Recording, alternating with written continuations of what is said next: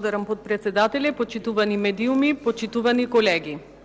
Пред нас го имаме предлог законот за именување и дополнување на Законот за работни односи, со кој власта сака да изврши наводни измени. Всушност, ништо не се менува од претходниот предлог закон за Бехтел и НК.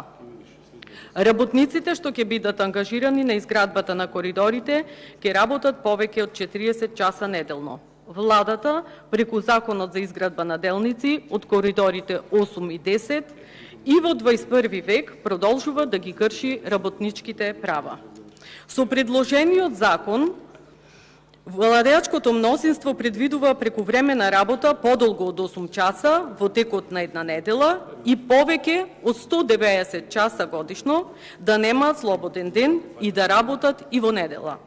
Со овој закон ќе се овозможи 72 часа работна недела, но ова е невозможно затоа што работниците може да се доведат во ризик, бидејќи во градежниот сектор има најмногу несрекни случаи кои трагично завршуваат. Ова не е само скандалозно, туку и против човековите и социјалните права на работниците. Ова е прекршување на Копенхашките критериуми за членство во Европската унија. Како граѓаните да веруваат дека имаме правна држава во која се заштитени правата на работниците? Затоа имаме недоверба од 96% во судството. Факт е дека со надминување на максималното просечно неделно работно време, работникот е лишен од доволен одмор и на тој начин е загрозена неговата безбедност и неговото здравје. Власта со ова ги понижува македонските работници, ги третира како робови, а општеството робовладетелско. Имаме квалитетни и високо образовани кадри, вистински експерти, но ја напуштаат државата и не се враќаат. Знаете ли зошто? За нив овде нема ниту позиција, ниту вреднување на квалитетот. Затоа имаме дефицит на работна сила и стагнирање во прогресот кон градење на добра иднина. Понатаму, тајноста на скапиот договор за коридорот 8 заради нецелосно представување на јавно тајниот проект дава повод за сомнеж за коруптивни постапки и многу неодговорени прашања. Бидејќи, кога државата подпишува договор со приватен партнер, сите финансиски податоци, вклучувајќи ги и провизиите, мора да бидат јавни, бидејќи станува збор за буџетски, односно за народни пари. Тајна може да биде применетата технологија при изградбата, но тајна не може да бидат парите за провизии. Ако е така, секоја јавна набавка нека биде деловна тајна и да не се замараме со транспарентност, со отчетност, со корупција и така натаму.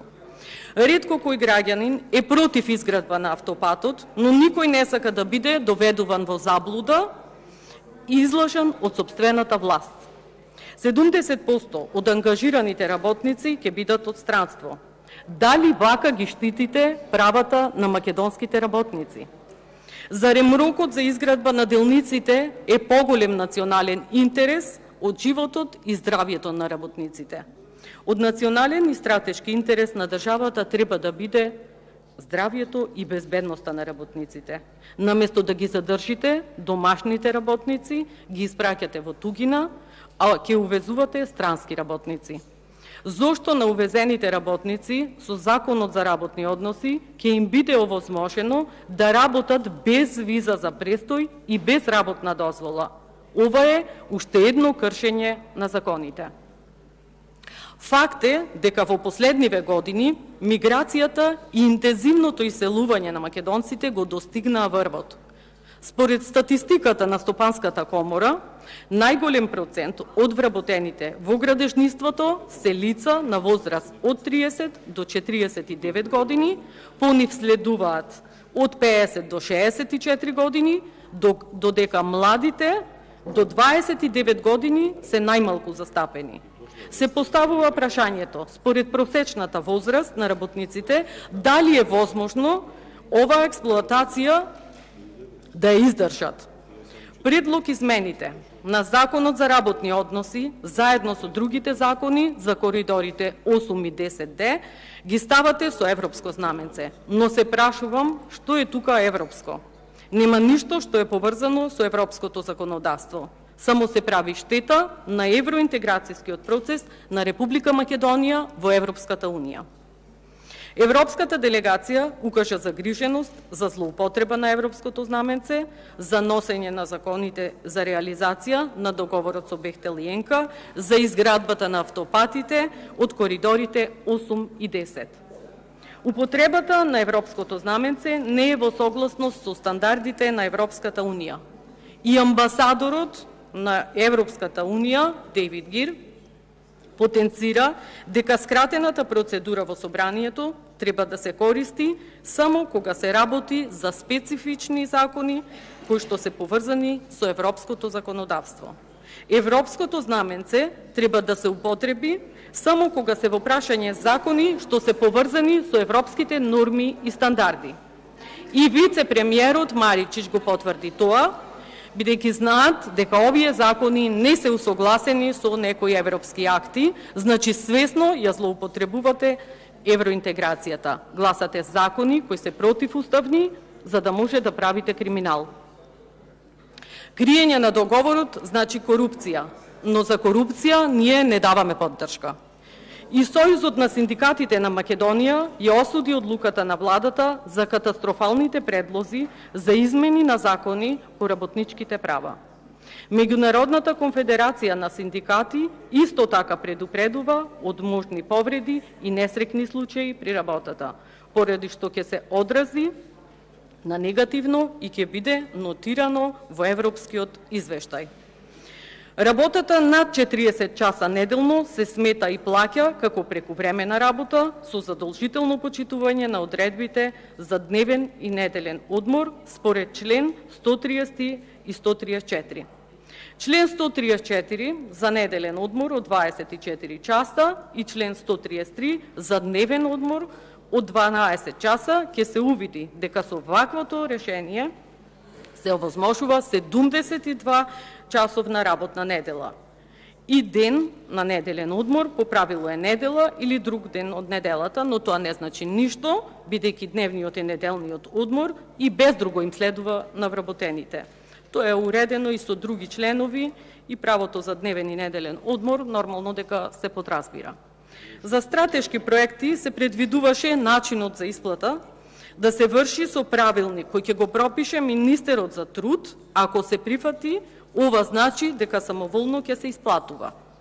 Измените кои ги правите се неприфатливи, бидејќи не се во согласност со Конвенцијата за дискриминација. Представува нееднакво постапување кон одредена група на вработени. Избегнувате социјален диалог и ова значи помали права на работниците. Ќе се злоупотребува и писмената согласност од вработените, со тоа оставате широко поле за злоупотреби. Се крши законот за прекувремена работа, работата на национални и стратешки интереси на државата може да се спроведе со работа и во смени. Ова ќе предизвика огромно незадоволство кај работниците, синдикатите бурно реагираат, не ги поддржуваат овие несоодветни, дискриминаторски законски решенија кои што се на штета на работниците. Дали треба и понатаму да набројувам што се показува оваа влада и каде тоа не води? Дали сте свесни дека ова ако го дозволите, многу брзо ќе останеме и без оние малку работници што ни останаа? А дополнителен одлив на работници сериозно ќе се одрази на општеството, бидејќи и така се соочуваме со недостиг на работна сила. Уште еднаш добро размислете за доброто на својата земја, за достоинството на работниците и на вашите сограѓани, не само остварување на лични интереси на поединци од владеачкото мнозинство. Апелирам, колеги, да се насочите кон отстранување на неекономските фактори на иселувањето, како например корупцијата, која што се генерира во сите сфери во општеството и само така може вистински да го трасираме патот кон Европа. Ви благодарам.